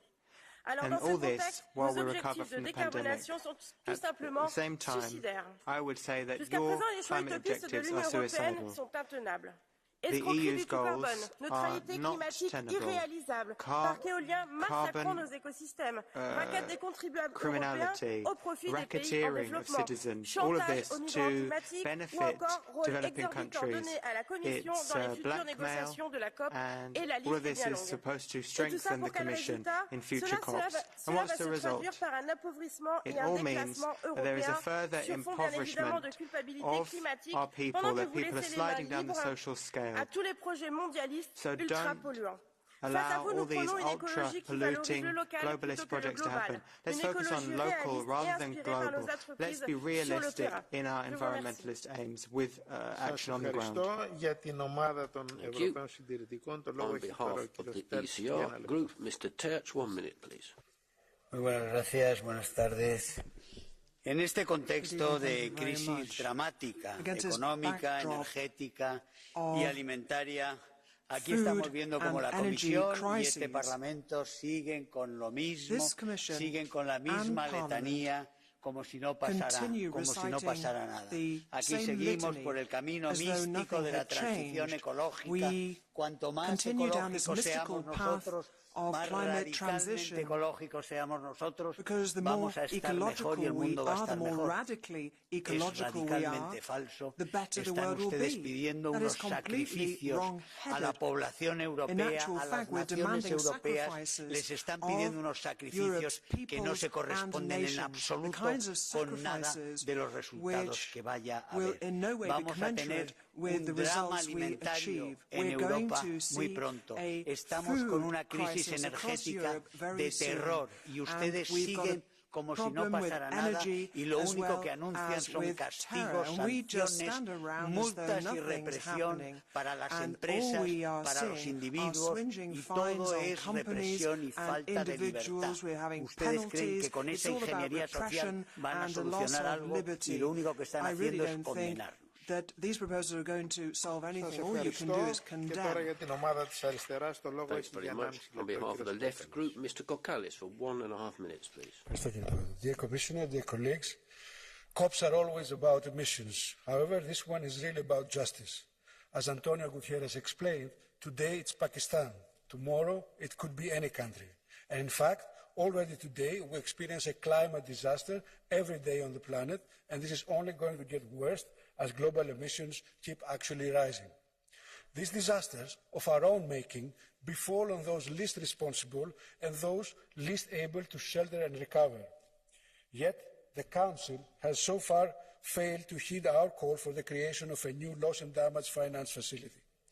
Tens of countries in the global south are bonded into unsustainable debt to us and are thus unable to tackle these climate disasters leading to extreme poverty and lethal instability. These, colleagues, cannot be good, neither for our garden nor for our souls. We call for the EU to lead the world in pushing for a new global financial architecture beyond the Washington Consensus, mobilizing trillions in new and additional public finance to provide adequate action on mitigation, adaptation and loss and damage.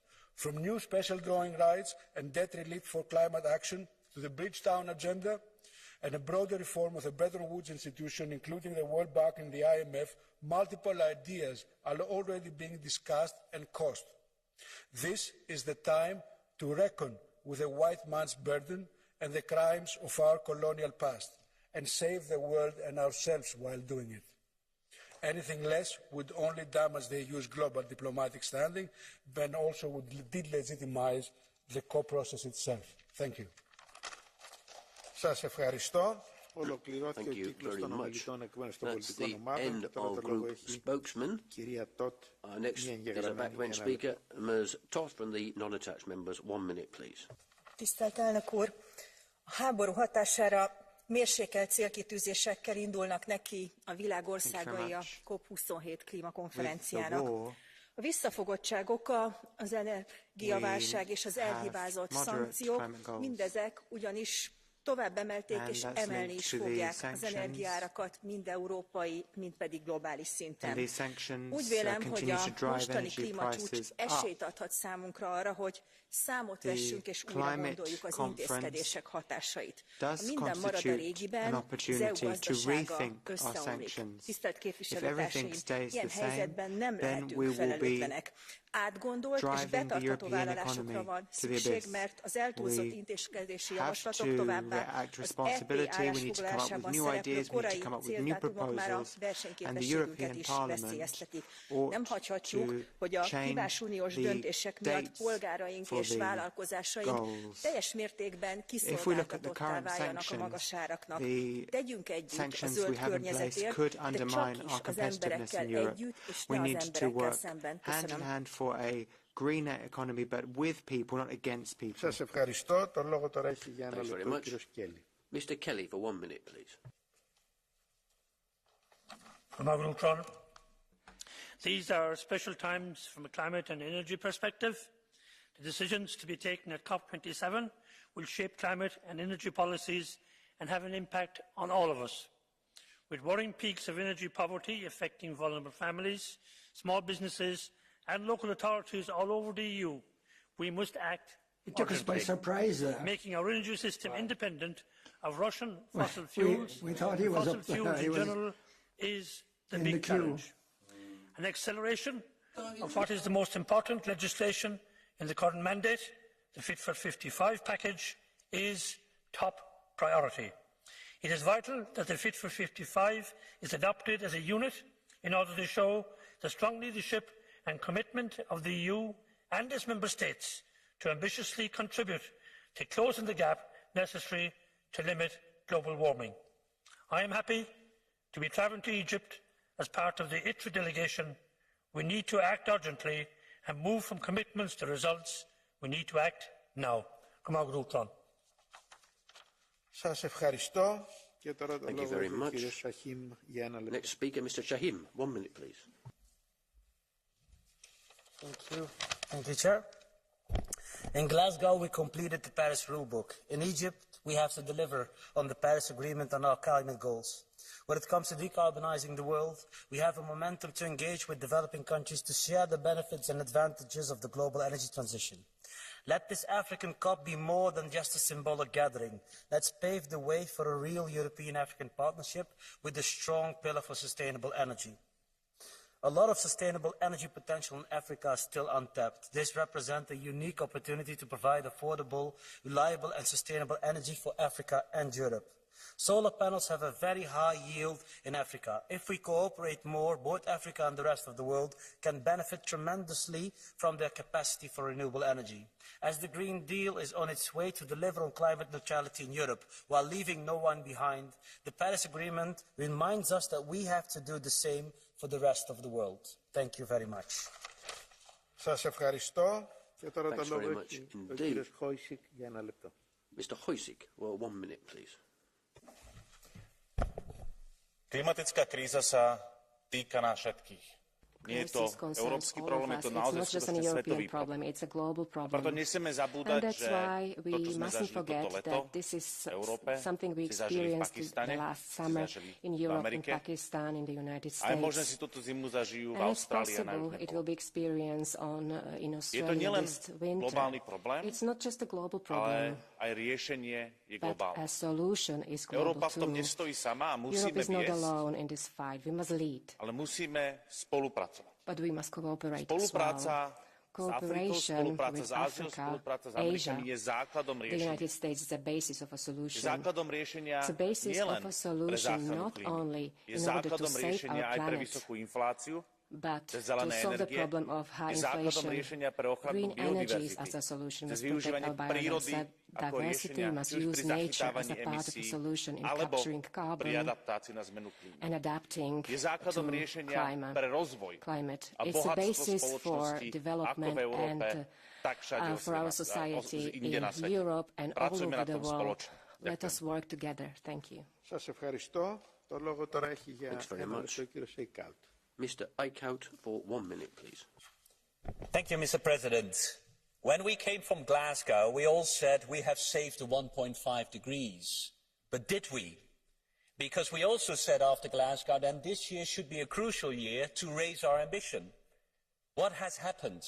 Australia hasn't done it, but not so much have we seen of a raised ambition. But even maybe more problematic is that also the consistency in our policies is at stake. And here I really would like to call upon the European Commission, if we are going to do a booster of Repower EU, can we make sure this is not again another financing of fossils? Because we see now Europe running for a lot of LNG at the cost of the LNG price for the rest of the world. So we really need to take stock and really make sure that the next Repower EU is a renewable-only Repower EU. But what we've also seen is that the climate impacts are stronger and more intense than ever before. Look only at Pakistan. And this means loss and damage will be a key point on the agenda. And here to the Council has left. Please stop on this bureaucratic language saying we support a dialogue. We need more than support on a dialogue. We need a system to really address loss and damage. We need more than a dialogue. We need action. Σας ευχαριστώ. Το λόγο έχει τώρα για 1,5 λεπτό ο κύριος Μαγιέρ. Mr. Meyer, 1.5 minutes, please. Dankeschön, Herr Präsident, geschätzte Kollegen. Was man hier einmal mehr sieht, ist, glaube ich, weniger eine Krise des Klimas, denn das Klima auf dieser Erde besteht seit 5 Milliarden Jahren und ändert sich auch schon so lange, sondern wir sehen hier mehr eine Krise der Vernunft. Was wir hier erleben, ist einmal mehr ein Versuch, ein natürlich fehlgeleiteter Versuch, der Europäischen Union das Klima, das Weltklima zu retten. Und dieser Versuch wird fehlgehen, denn er wird ein Alleingang bleiben, auch auf Ebene der UN, denn die wesentlichen Player werden dieses Spiel nicht mitspielen, da können Sie mal sicher sein. Diese völlig unrealistischen und überzogenen Ziele, die wir hier sehen und die uns immer tiefer in diese Krisen reinreiten, die wir hier erleben. Diese Krise der Energie, die Krise der Teuerungswelle, die Krise der Inflation, ich weiß, das ist den Grünen völlig egal, aber die nehmen ja auch nicht besonders an ihrem Kernthema teil an dieser Diskussion. Diese Krisen erleben die Menschen im Land, das finde ich nicht lustig, das können Grüne lustig finden. Und das erleben die Menschen. Das ist unsere eigenste Aufgabe, unsere ureigenste Aufgabe, den Menschen zu helfen und für die Menschen etwas zu tun, dass die Menschen mit ihrem Einkommen auch ein Auskommen finden. Und wir müssen Sorge dafür tragen, dass diese unverantwortliche Energiepolitik, die wir hier erleben, nicht weiter in die völlig falsche Richtung geht. Und die Auswirkungen sieht man ja derzeit in Deutschland. Da ist es eine Regierung mit grüner Beteiligung, die die Verlängerung 3 Atommeiler weiter beschließt. Und das wird nicht der letzte Schluss sein, sondern diese Atommeiler werden weiterlaufen.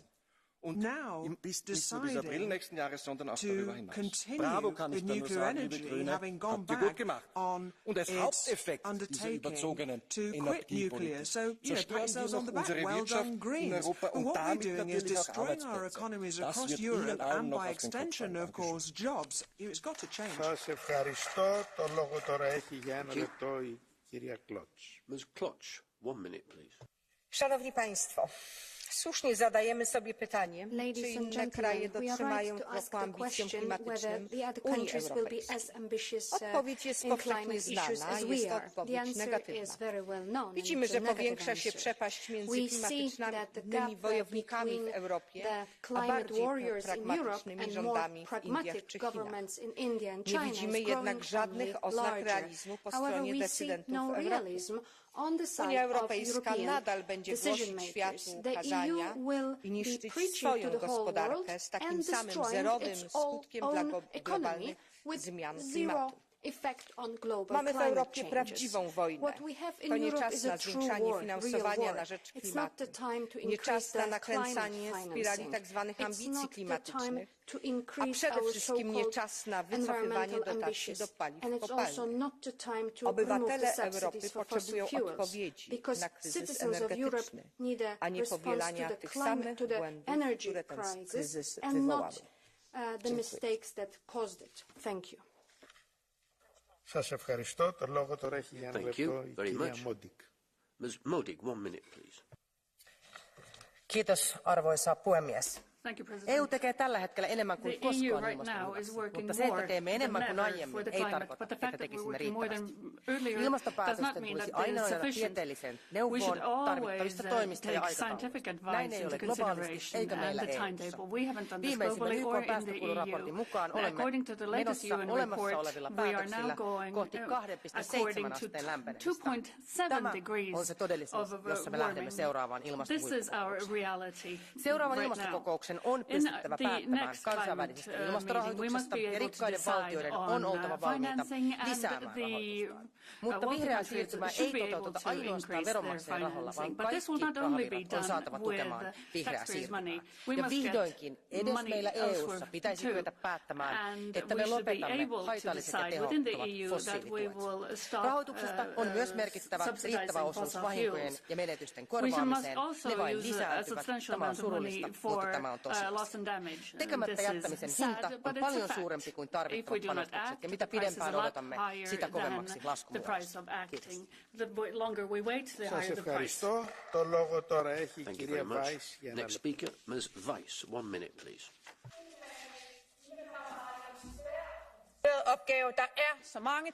This is a difficult task, and there's so much that we need to say again and again and again, but we must never stop. We have to deliver, also delivering a strong resolution about everything we have to achieve in Egypt next month. And this year we are actually well prepared, because we have drafted a very concrete resolution. We're in a time where citizens are doubting whether we are able to find solutions as politicians. So it's good that we have a strong resolution. But let me focus on two clear messages in this year's COP resolution. One of them is about water, and that being a challenged resource that we have to be better to administrate. We have to work more closely with a lot of stakeholders to be water smart. And it's also very positive that there's focus on SMEs and our competitiveness, both when it comes to the green transition, but also as a tool to actually achieving the Paris Accord. Thank you. Thank you. Ms. Burkhardt, one minute, please.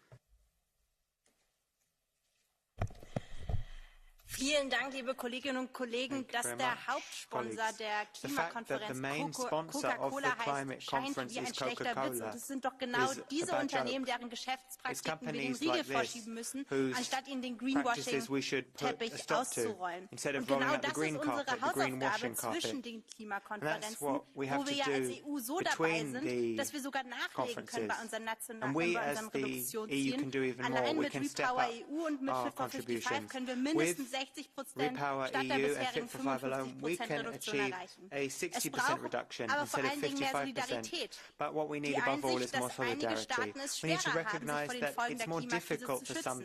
Folgen, die die Industriestaaten mit ihrem fossilen Geschäftsmodell zu verantworten haben. Und hier muss es in Sharm el-Sheikh konkrete Zusagen für finanzielle Unterstützung geben, und dazu gehört auch ein dauerhafter Mechanismus zur Finanzierung von klimabedingten Schäden und Verlusten. Der russische Angriffskrieg hat uns gezeigt, wie verletzlich uns die Abhängigkeit von fossilen Energien macht. Und wir gestehen erst recht in der Verantwortung, auf dieser COP das globale Zeitalter der Erneuerbaren einzuleiten. Thank you. Next speaker is Mr. Stepanuța for 1 minute, please.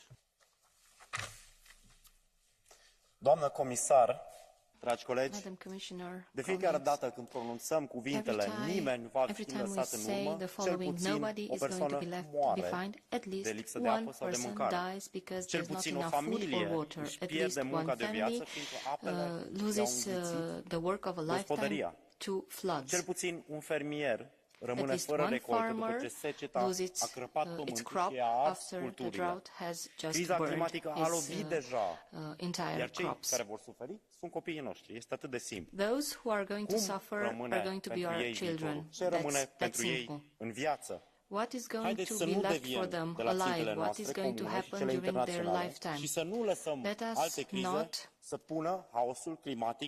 let other crises move the climate crisis on the second place. The colleague from the extreme right in Germany said that the bill that we are going to pay is huge. Yes, but if we are not going to invest in the environment, we just deny the future to our kids. And we cannot leave this bill to the end And we cannot say that our children do not deserve to have a future. Therefore, Madam Commissioner, I would like to encourage you to represent our children at this summit in Egypt and to fight for the environment and for their future and the future of this planet. Thank you. Thank you very much. The next speaker is Mr. Niinistö for 1 minute, please.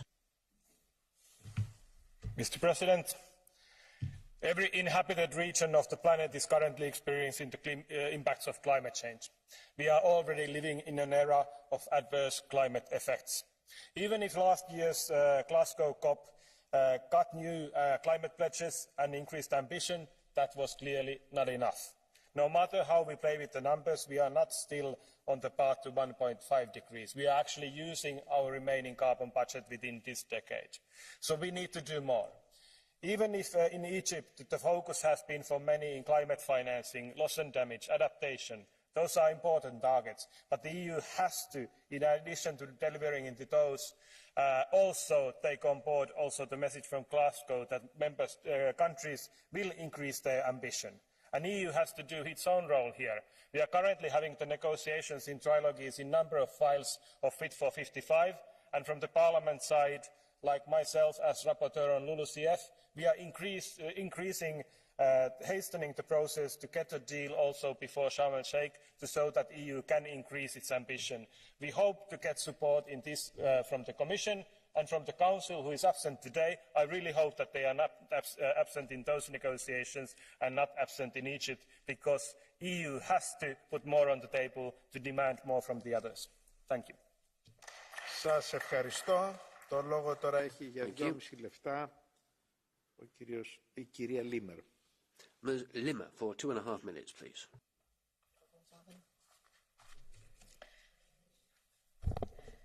Lassen Sie mich heute verschiedene Begriffe zueinander in Relation setzen. Auf die selbst ausgerufene Klimakrise, Begriff Nummer 1, wird per politischen Beschlüssen mit einem Ausstieg aus einem funktionierenden, günstigen Energiesystem reagiert, ohne sich eine vernünftige Folgenabschätzung für die europäische Wirtschaft zu kümmern. Eine Wirtschaft, die im Übrigen Umweltschutz, Begriff Nummer 2, nicht nur finanziert, sondern durch technische Innovationen erst möglich macht. Not only finances environmental protection, but also makes technological innovations possible, the kind of innovations that we need for our world and for our planet and for people. And environmental protection, that's concept number 2, has nothing to do with climate protection, concept number 3. Cutting down forests to build wind turbines in the breeding grounds of waterfowl is the polar opposite of environmental protection. The functioning of economy is dependent on the availability of energy, but we always talk about renewables, and that has led us to a fatal geostrategic dependence on gas. This is the cause of our energy crisis, concept number 4. Now, the fact that we now have a shortage of energy and the huge cost that entails for now repurposing our energy systems and moving away from carbon pricing is leading to energy poverty, concept number 5. Gas sanctions against Russia have driven up gas prices, doing enormous damage to ourselves in the process. But they're not actually the root cause of what is a scientific, political and ideological energy crisis, which is laying waste to our economies and impoverishing our citizens. The Green Deal, the climate laws, Fit for 55, green hydrogen are all expressions of an absolutely crazy green destruction of prosperity. It is not the climate crisis which is causing chaos, Mr. Timmermans. Rather, it is the climate demagogues who are going around the world and pushing through the kinds of policies which are to the detriment of their own citizens, and that is anthropogenic. Thank you very much. Ms. Mazur for 1 minute, please. Monsieur le Président, chers collègues, avez-vous remarqué l'ironie de notre calendrier? La COP, cette conférence des Nations Unies qui réunit les dirigeants du monde entier pour parler de la crise écologique et de la lutte contre le réchauffement climatique, va se tenir au même moment que la Coupe du monde de football au Qatar, organisée en plein désert dans des stades climatisés. Puis dans la foulée, nous n'avons rien trouvé de mieux que d'attribuer les prochains Jeux asiatiques d'hiver à l'Arabie Saoudite pour organiser des compétitions de patins à glace à 50 degrés à l'ombre. Tout ceci n'est pas sérieux et particulièrement cynique, alors que ces derniers mois, nous avons été marqués par des catastrophes climatiques d'une ampleur sans précédent, avec un nouveau record d'incendies en Europe et partout dans le monde, des inondations qui ont rayé de la carte des territoires entiers comme au Pakistan. Oui, la crise écologique est là, et ce sont les plus vulnérables, toujours les mêmes, qui sont les premières victimes. Alors, à l'aube d'une 27e COP, une de plus, des millions de personnes qui subissent de plein fouet le changement climatique ont les yeux rivés sur nous, et nous devons leur apporter des réponses concrètes, des mesures politiques de justice sociale et climatique, pas seulement des résolutions et des déclarations de bonnes intentions. Ne ratons pas cette occasion. Thanks very much. Thank you, says the President. Our next speaker is Mr. Fulsack for 1 minute, please. Tak, formand. I årtier har vi vidst, at vi bevæger os mod en klimakatastrofe. For decades, we have known that we are moving towards a climate disaster. We know the consequences, but we've refused to actually look them in the eye. This is not a matter of the future, it's a matter of now. It's a reality. Forest fires, droughts. We have so many examples of how the planet is suffering.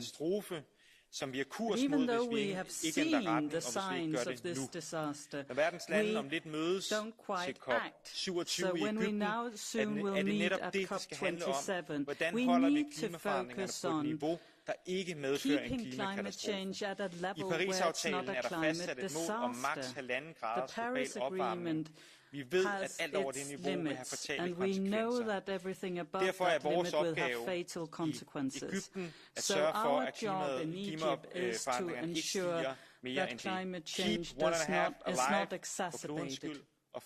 Keep the aim alive for the planet and for our children and grandchildren. Thanks very much. Mr. Urchin, 1 minute, please.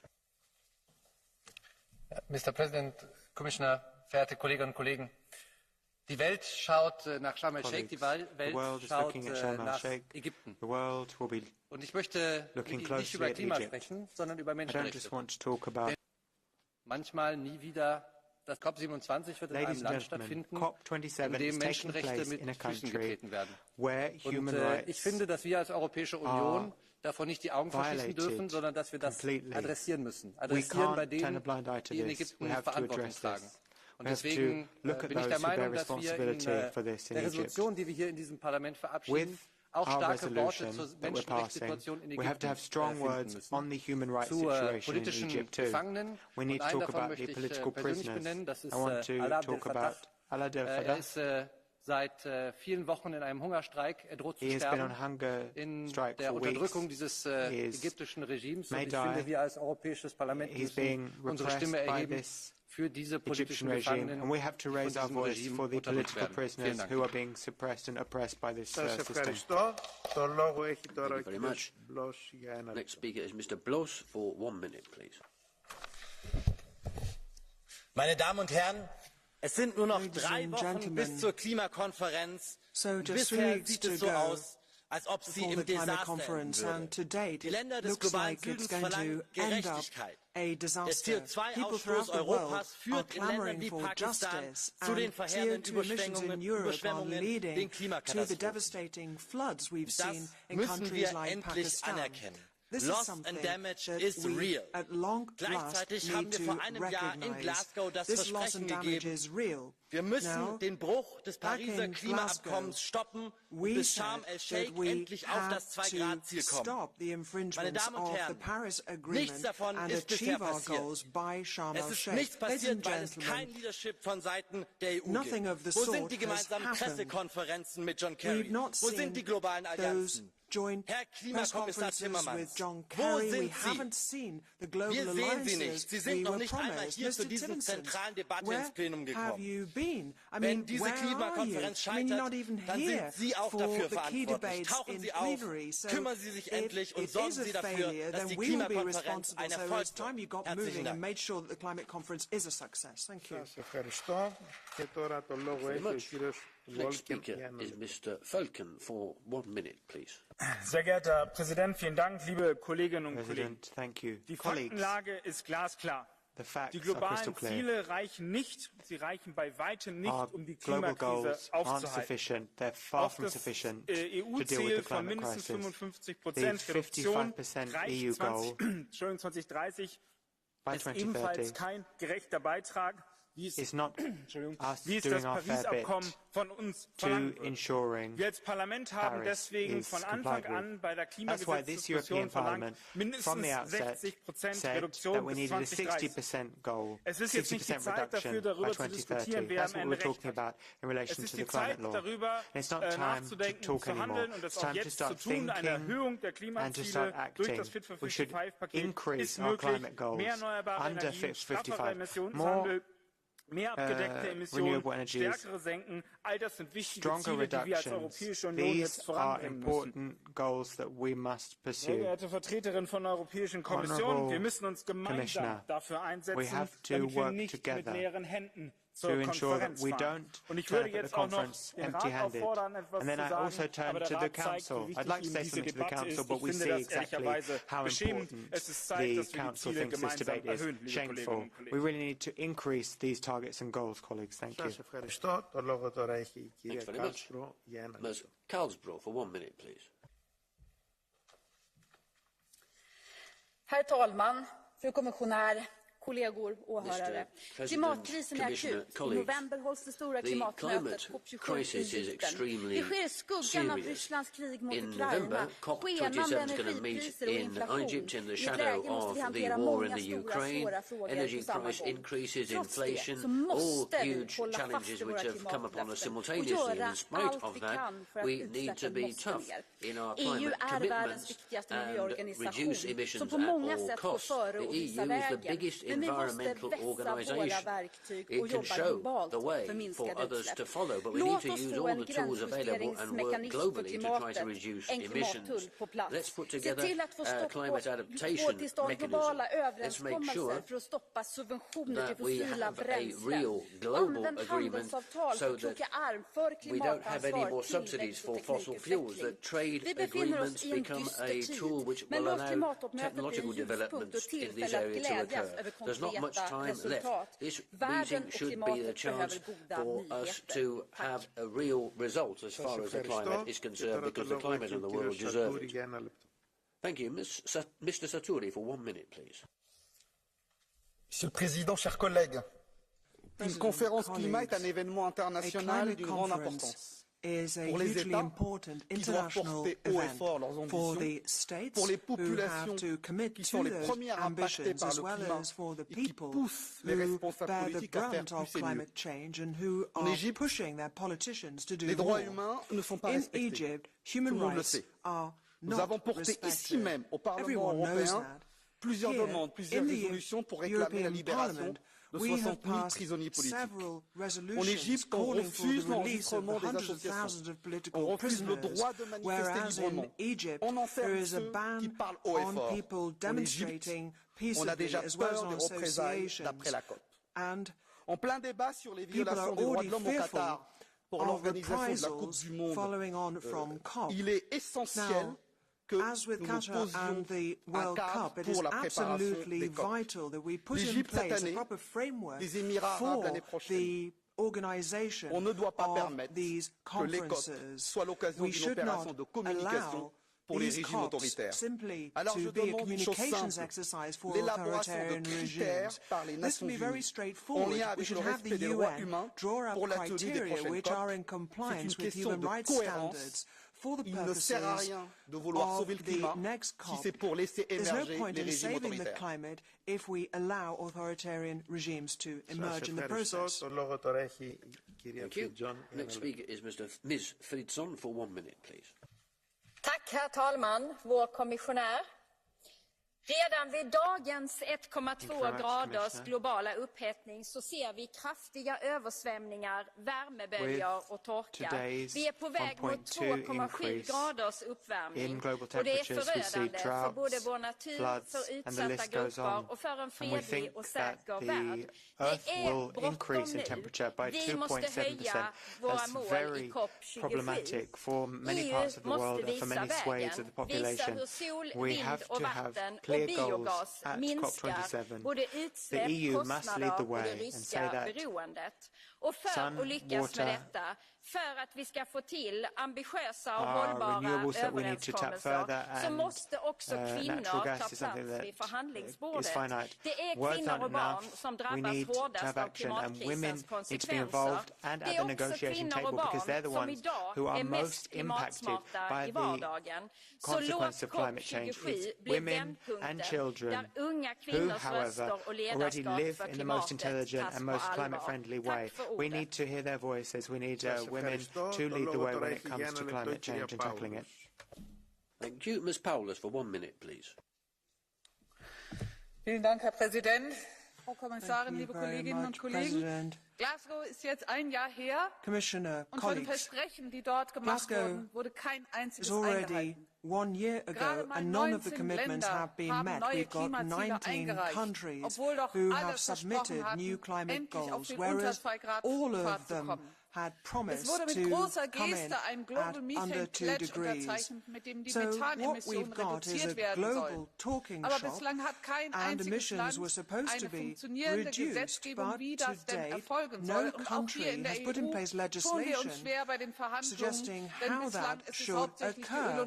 And here in the EU, we've got the oil and gas industry who seem to be setting the course as to what limits should apply to the energy sector. We've already heard a great deal, and I don't want to repeat anything, but we should nevertheless make it clear that we have every euro of subsidies to fossil fuels causing 180 euros of damage. So that's what it costs, and we should be honest enough to say that to people who are calling for subsidies. Thanks very much. Mr. Andrieu, 1 minute, please. Merci, Monsieur le Président, Madame la Commissaire. La COP climat en Afrique, c'est l'occasion de rappeler un constat aussi cruel qu'injuste. L'Afrique est la plus faible émettrice de gaz à effet de serre au monde et fait pourtant partie des plus grandes victimes du dérèglement climatique. Qu'il s'agisse des sécheresses, des inondations, des incendies ou de la dégradation des terres agricoles. Tous les signaux d'alarme sont allumés. Et je ne cite pas l'augmentation des cyclones ou le recul de la glace de la mer Arctique. Alors oui, il faut que les États mettent les bouchées doubles pour atteindre leurs objectifs climatiques à l'horizon 2030. Et ici, au Parlement européen, nous avons une immense responsabilité et nous ne pouvons plus dire des choses et faire le contraire. La droite et les libéraux ont voté avec nous en 2019 l'état d'urgence climatique et qui font tout aujourd'hui pour vider de leur substance les textes environnementaux du paquet Fit for 55, avec comme alibi la guerre en Ukraine ou la Covid, doivent changer d'attitude. Mesdames, Messieurs, vous vous trompez et vous nous mettez tous gravement en danger. Résoudre le problème majeur que représente le réchauffement climatique est une question de vie ou de mort. Et cela requiert de dépasser les petites stratégies politiciennes pour enfin lutter dans l'intérêt de tous et en particulier du continent africain qui accueille cette COP27 au mois de novembre. Je vous remercie. Thank you, says the President. Our next speaker is Mr. Heisel for 1 minute. Thank you, Chair. Aj v kontexte aktuálnej dramatickej situácie musíme ďalej podporovať naše ambiciózne klimatické ciele. To povedie aj k znižovaniu závislosti na tretích krajinách a k posilňovaniu našej autonómie. Európska únia musí zostať svetovým lídrom v znižovaní emisí. Ale nezáleží iba od nás, či udržíme oteplovanie iba na úrovni 1,5 stupňa, a preto aj v Sharm el-Sheikh musíme presadzovať, aby si aj zvyšok sveta plnil svoje záväzky. Lenže realita Realita je iná. Medzi našimi ambíciami vyspelého sveta a tým, čomu sme sa zaviazali a čo robíme, je veľká priepasť. Dosť bolo ďalšieho zvyšovania cieľov. My nemôžeme tlačiť na pilu. Potrebujeme konkrétne kroky smerujúce k riešeniu klimatickej núdze a k zabráneniu zbytočným 100 000 úmrtí v dôsledku klimatických zmien. A to od urgentného znižovania emisí skleníkových plynov, zvyšovania odolnosti a adaptácie obyvateľov na drastické zmeny klímy až po záväzky k udržateľnému financovaniu boja proti klimatickej zmene v rozvojových krajinách. Musíme tiež mobilizovať súkromné investície a zapojiť sektory, ktoré 10-ročia zodpovedajú za najväčšie znečisťovanie. Ak to s klímou myslíme vážne, musíme tiež zabrániť exportu emisí a obchodovaniu s krajinami, ktoré nespĺňajú prísne kritériá, ktoré sme si my stanovili v našej únii. Thanks very much indeed. That's the end of the names of my speakers list. Shall we move on to the catch the eye procedure? I've got 5 requests. And we'll meet them all because of the importance of the issue. And the first speaker is up now.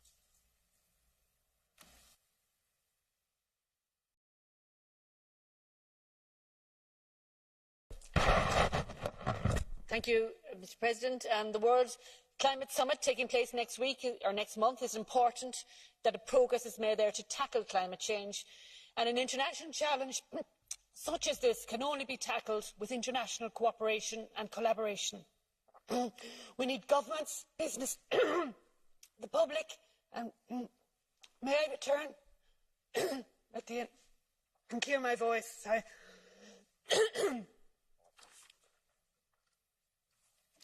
We need governments, business, public, private sector to be involved if we are to deliver on our targets of 1.5 degrees. It's very important that COP27 is taking place in Sharm el-Sheikh in Egypt, a country on a continent that is experiencing the severe impacts of climate change. Countries such as Somalia and Ethiopia have severe drought at the moment that has led to crop failure, shortage of food and, of course, hunger. And the UN has predicted that more than 300,000 people in Somalia will be in famine by December of this year. So now is the time for action. I know that we will have a strong message delivered by countries such as Somalia and Ethiopia and many more nations experiencing the realities and the crisis that is climate change. Our Fit for 55 package outlining how Europe will move to our 2020 targets is important, an important message to bring.